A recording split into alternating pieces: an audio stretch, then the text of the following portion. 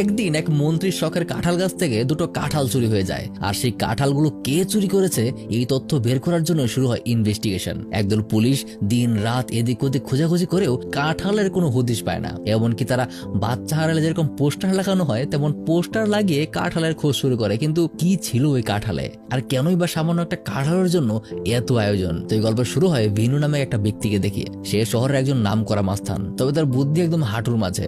গত কয়েকদিন ধরে রাধা নামক একটা মেয়ের সাথে তার সম্পর্ক চলছে, আর আগামীকালকে তার প্রথম শহরের বাইরে একটা জায়গায় দেখা করবে। তাই ভিনু খুব সুন্দর করে সেজেগুজে মেয়েটার বলা লোকেশন অনুযায়ী বাজারে চলে আসে। আর এই মেয়েটাই হলো সেই রাধা। কিন্তু এখনো রাধা তাকে গাধা বানিয়ে তার উপর হামলা করে, কারণ মেয়েটা আসলে কোনো সাধারণ মেয়ে না, সে একজন পুলিশ ইন্সপেক্টর। আর মূলত ভিনুকে ধরার জন্যই সে এতদিন তার সাথে প্রেমের অভিনয় করে এসেছে। কিন্তু এখান থেকে ভিনু কোন রকমে তাদের হাত থেকে পালিয়ে যায়। তাই রাধা আর তার টিমের ছদ্মবেশী আরো কিছু পুলিশ কনস্টেবল তাকে ধরার জন্য ছুটতে শুরু করে। আর একসময় ভিনু একটা পানির ট্যাঙ্কের ভিতরে ধরাও পড়ে যায়। বলে নাকি রাধা ছিল তার ছদ্মনাম, তার আসল নাম মহিমা। পরদিন শহরের ডিএসপি সাহেব প্রেস কনফারেন্সের সামনে ভিনু ধরা পড়ে যাওয়ার বিষয়টি নিয়ে কথা বলছিল, যেখানে মহিমার উপর তার প্রত্যেকেই বেশ খুশি। এই ছেলেটাকে চিনে রাখেন, সে হলো সৌরভ। একদম শুরু থেকেই মহিমা আর সে একসাথে এই পেশায় কাজ করে আসছে, তাদের মধ্যে বেশ ভালো একটা বন্ধুত্বের সম্পর্ক আছে। তো সৌরভ আসলে মহিমাকে শুরু থেকেই মনে মনে পছন্দ করে এসেছে, যেটা সে এখনো বলতে পারেনি। কারণ মহিমা ধীরে ধীরে নিজের প্রমোশন করে ইন্সপেক্টর হয়ে গেলেও সৌরভ এখনো কনস্টেবলই রয়ে গেছে। পরদিন ডিএসপি সাহেবকে এই শহরের প্রখ্যাত এমএলএ নিজের বাড়িতে রাখে, আর ওখানে একটা গুরুত্বপূর্ণ কেস নিয়ে কথা বলে। সে বলে তার আঙ্কেল হোম নাকি গায়েব হয়ে গেছে, সে কোথাও তাকে খুঁজে পাচ্ছে না। এই প্রথম ডিএসপি সাহেব মনে করে যে হয়তো তার কোনো কাছের মানুষ হারিয়ে গেছে, কিন্তু পরে জানতে পারে আঙ্কেল হোম অন্য কেউ নয়, বরং তার গাছের দুটো কাঁঠাল ছিল। কাঁঠালের নাম রেখেছিল সে আঙ্কেল হোম।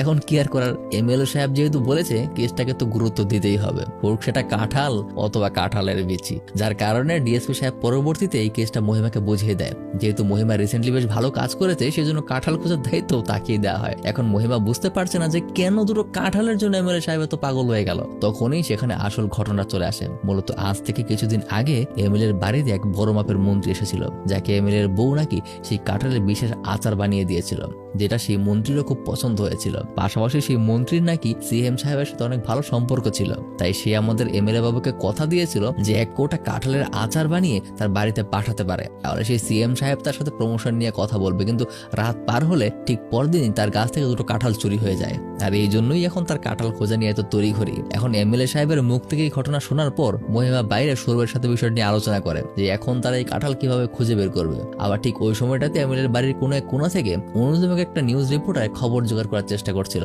আর মহিমা তাকে দেখে ফেলে। মহিমা তাকে সরাসরি বলে দেয় এখানে এখনো কোনো ঘটনার বিষয় স্পষ্ট নয়, তাই সে কোনো খবর দিতে পারবে না। তখন থেকেই শুরু হয়ে যায় তার ইনভেস্টিগেশন।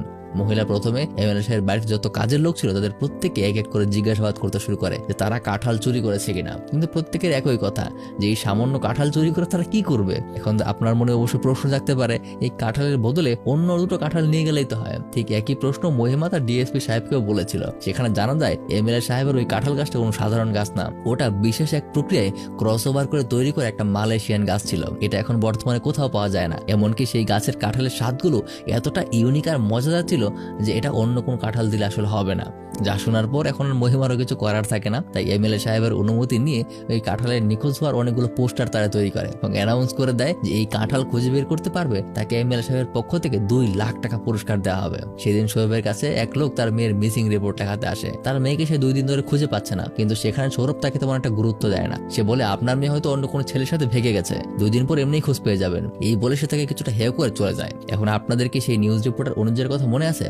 হ্যাঁ, এবার সে সরাসরি কিভাবে যেন এমএলএ সাহেবের সাথেও দেখা করে ফেলেছে, যেখানে এমএলএ সাহেব অনুজের ক্যামেরায় নিজের কাঁঠাল চুরির বিষয়টা বলছে যে এই কাঁঠাল যদি খুঁজে না পাওয়া যায় তাহলে সে নাকি ডিএসপি সাহেবের অফিসকে উড়িয়ে দেবে। আর এই খবরটা সেদিকে মহিমা ডিএসপি সাহেব দেখছিল, যার কারণে ডিএসপি এখন মহিমার উপর আরো বেশি প্রেশার দিতে শুরু করে। যার কারণে এখন মহিমা সৌরভকে তাদের এলাকার বাজারে চলে যায়, কারণ কাঁঠাল দুটো যে চুরি করেছে সে অবশ্যই এগুলো বিক্রি করার জন্য চুরি করেছে।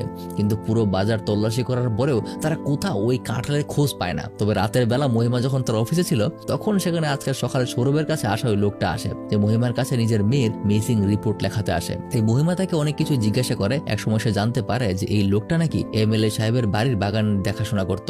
যা শুনে মহিমা ভালো মতো না ভেবে সবার প্রথমে হাজতে তাকে বন্দি করে ফেলে, কারণ মহিমার সন্দেহ হয়তোবা এই লোকটাই ওই বাগান থেকে কাঁঠাল চুরি করেছে। সেদিন এমএলএ সাহেবের কাছে এই মালির কথা সে শুনেছিল, কিন্তু তার কোনো খোঁজ মিলেনি। মহিমার চিন্তা ভাবনা এরকম যে তাকে চাকরি থেকে বের করে দেওয়া হয়েছে বলেই হয়তোবা সে প্রতিশোধ নিতে কাঁঠাল দুটো চুরি করেছে। কিন্তু ওখানে সে তাদেরকে জানায় যে তেমন বিষয় নাই। আসলে একদিন যখন এমএলএ সাহেব বাড়িতে কাজ করছিল তখন এমএলএ এর ছোট নাতি সেই বাগান নষ্ট করে ফেলেছিল, যার কারণে তাকে ধমক দিয়ে শুধু কথা বলে, আর ধমকের কারণেই তাকে কাজ থেকে বের করে দেওয়া হয়েছে। কিন্তু সে সত্যি বলছে যে ওই কাঁঠাল চুরির পিছনে তার আসলে কোনো হাত নেই, বরং সে নিজের মেয়েকেই 3 দিন ধরে খুঁজে পাচ্ছে না, এই জন্যই সে রিপোর্ট লেখাতে এসেছে। এখন এসব শুনে মহিমা ডিএসপির সাথে যোগাযোগ করে, কিন্তু তবুও ডিএসপি সাহেব তার কোনো কথা শুনতে চায় না। ওই কাঁঠাল খুঁজে বের করার আগ পর্যন্ত অন্য কোনো কেস নেওয়া যাবে না, না হলে এমএলএ সাহেব তাদের সবার চাকরি খেয়ে দেবে। যার কারণে কি যেন মনে করে মহিমা ওই মালিকে আরো সিরিয়াস ভাবে অ্যারেস্ট করে নেয়। কিন্তু সেই দিন রাতেই মহিমা গোপনে সেই মালির সাথে দেখা করে। মহিমা তাকে বোঝায়, যদি আমার প্ল্যানিং অনুযায়ী কাজ করেন তাহলে আমরা খুব সহজে আপনার মেয়েকে খুঁজে বের করতে পারবো। যে কথাই সেই মালি রাজি হয়ে যায়। চলে আসে পরদিন, সেখানে মহিমা সবার সামনে এসে বলতে শুরু করে যে এমএলএ সাহেব এই মালিকে বিনা কারণে তার কাছ থেকে অপমান করে বের করে দিয়েছিল। মালির মেয়ে নিজের বাবার অপমানের প্রতিশোধ নিতে সে কাঁঠাল চুরি করেছে, আর কাঁঠাল চুরি করে আপাতত সে কোথাও লুকিয়ে আছে, যেন এমএলএ সাহেব তার উদ্দেশ্য পূরণ করতে না পেরে ক্ষতিগ্রস্ত হয়। যার কারণে সেই কাঁঠাল খোঁজার ইনভেস্টিগেশনে সবার প্রথমে এখন এই মালির মেয়ে আমিয়াকে খুঁজে বের করতে হবে। একদিকে মাহিমা তাকে খোঁজার জন্য তথ্য জোগাড় করছে, আর অপরদিকে সৌরভ আমিয়ার বাবার মোবাইলে আসা সকল কল রেকর্ড বের করতে গেছে। ওইদিকে মাহিমা সোজা চলে যায় আমিয়ার গ্রামের বাড়িতে। সেখানে তার গ্রামের লোকজনদের সাথে কথা বলে সে জানতে পারে আমিয়া খুবই জেদি টাইপের মেয়ে, সে কাউকেই ভয় পেত না, তার মধ্যে অনেক সাহস ছিল, কিন্তু সমস্যাটা ছিল সে নিচু জাতের মেয়ে। অপরদিকে সৌরভ সোজা ওই এলাকার চশমাওয়ালার দোকানে গিয়ে চলে যায়, কারণ এই ব্যক্তির নাম্বার থেকেই মালির নাম্বারে ঘন ঘন কল এসেছে। ওখানে গিয়ে সৌরভ এই সম্পর্কে জিজ্ঞাসা করে, কিন্তু দোকানদার তাকে কিছু বলতে চায় না, বরং এখানে যখন সৌরভ তাদের উপর জোর খাটাতে যায় তখন সে উল্টো আরো মারধরের শিকার হয়। অপরদিকে মহিমা মালির এলাকায় একটা পান দোকানদার কাছে জিজ্ঞাসাবাদ করতে আসে। ছেলেটা তাকে বলে যে 3 দিন আগে নাকি সে আমিয়াকে কিছু ছেলের সাথে দেখেছিল। ছেলেগুলো শহর থেকে এসেছিল আর গ্রামের একটা মেলায় চশমা বিক্রি করার জন্য এসেছিল। সেখানে ওই ছেলেগুলোর সাথে তাকে অনেকক্ষণ কথা বলতে দেখেছিলাম, কিন্তু হঠাৎ সেখানে মহিমার কাছে খবর চলে আসে যে অনুজ নামে সেই রিপোর্টার নাকি এবার সোজা মালির কাছে পৌঁছে গেছে। আর ওখানে মালিও তাকে জিজ্ঞাসাবাদে সমস্ত সত্য কথা বলে দিয়েছে যে তার মেয়ে নাকি কাঁঠাল চুরি করেনি, বরং ইন্সপেক্টর মহিমা তার মেয়েকে খুঁজে বের করতে কাঁঠালের সাথে তার মিথ্যা গল্প সাজিয়েছে। আসলে এই মালি হলো সাদাসিধা একজন মানুষ, সে বুঝতে পারেনি যে এরা প্রেস রিপোর্টার, তাই সবকিছু বলে দিয়েছে। তাই মহিমা এবার সোজা সেই অনুজের সাথে দেখা করে আর তাকে ভালো মতো বোঝায় যে আপনি সবকিছু সম্পর্কে সঠিক তথ্য জানেন না, এই নিউজটা এখন পাবলিশ করা উচিত হবে না। কিন্তু তবুও অনুজ তার কথা মানতে চায় না, তাই মহিমা তাকে লোভ দেখায়। মহিমার কাছে নাকি একটা টাটকা নিউজ আছে যার মাধ্যমে অনুজ ভাইরাল হয়ে যাবে, যার কারণে মহিমার কথা মতো এবারের মতো এই খবর সে পাবলিশ করে না। আর এইদিকে চশমাওয়ালা দোকানদারের পোলাপানের হাতে মার খেয়ে সৌরভের অবস্থা খারাপ হয়ে যায়, যেটা দেখতে পেরে মহিমা খুব রেগে ওঠে আর সোজা তার কনস্টেবলদের নিয়ে ওই চশমাওয়ালার দোকানে চলে যায়। সেখানে সে এবার ভালো মতো তাদেরকে জিজ্ঞাসাবাদ করে যে ওই মালির সাথে তার এত কিসের কথা ছিল। সেখানে সে তাদেরকে জানিয়ে দেয় যে সে ওই মালিকে চেনেও না, বরং তার দোকানে একটা ছেলে কাজ করত। ওই ছেলেটা কি মনে করে যেন চশমাওয়ালার ন্যাশনাল আইডি কার্ড ব্যবহার করে তার নামে 3টা সিম কার্ড উঠিয়েছিল, আর ওই সিম কার্ড দিয়ে ছেলেটা মালির সাথে কথা বলেছে। এখন তারা জিজ্ঞাসা করে যে ওই ছেলেটা তাহলে কোথায়। তখন চশমাওয়ালা বলে ওই ছেলেটা তো আমার দোকানের সাথে একটা বড় কাণ্ড ঘটিয়ে চলে গেছে, আমার দোকানে থেকেও আমার অনেকগুলো চশমা আর অনেকগুলো ক্যাশ টাকা একদিন চুরি করে সে পালিয়ে গেছে। যেখানে মহিমা এবার তার দোকানে সিসিটিভি ক্যামেরা চেক করে, যেখানে সে ওই ছেলেটা আর ছেলেটার বধূদেরকে একটা ন্যানো গাড়িতে করে পালাতে দেখে। তারা এবার গাড়ির নাম্বার প্লেট অনুযায়ী গাড়ির খোঁজ করতে জানতে পারে যে গাড়িটাও নাকি 10 দিন আগে চুরি হয়ে গেছিল। গাড়িটার মালিক ছিল মিশ্রা নামের একজন। অর্থাৎ এই একটা কাঁঠালের পেছনে এক এক করে কতগুলো ঝামেলায় তাদের এখন পড়তে হচ্ছে। আবার সেদিন রাতে দেখা যায় রিপোর্টার অনুজ মহিমাকে ধোঁকা দিয়ে তার নিউজ পাবলিশ করে দিয়েছে, যার কারণে উপর থেকে মহিমার উপরে বেশ ভালোই চাপ এসে পড়ে। সবাই তাকে এই সেই জিজ্ঞাসা করতে শুরু করে যে তাহলে সে কেন এরকম মিথ্যা একটা গল্প সাজালো। সেখানে এবার মহিমা তাদের সবকিছু বুঝিয়ে বলে, যার কারণে ডিএসপি সাহেব ওই রিপোর্টার অনুজকে গ্রেফতার করার আদেশ দেয়। তবে ওই সময়টার মধ্যেই অনুজের করা নিউজ একদম ভাইরাল হয়ে যায়। ন্যাশনাল টিভি চ্যানেলগুলোতেও অনুজের নিউজ নিয়ে কথাবার্তা হচ্ছে। ঠিক তখনই অনুজের বাড়িতে মহিমা চলে আসে আর তেমন কোনো কারণ ছাড়াই তাকে গ্রেফতার করে নিয়ে যাওয়া হয়। কিন্তু এতে অনুজ খুব খুশি। আসলে তাকে নিষেধ করার পরেও এই কাজটা সে ইচ্ছা করেই করেছে, কারণ সে জানতো এতে করে পুলিশ তাকে ধরে নিয়ে যাবে, আর এরকম ভাইরাল অবস্থায় পুলিশ তাকে ধরে নিয়ে যায় তাহলে সে আরো ভাইরাল হয়ে যাবে। এরপর মহিমা সেই মালির মেয়ের সূত্র ধরে এই ছেলেগুলোকে খুঁজতে শুরু করে, যারা প্রথমত সেই চশমাওয়ালার দোকানে ভাঙচুর করেছে, দ্বিতীয়ত খুব সম্ভবত এরাই আমিয়াকে কিডন্যাপ করেছে।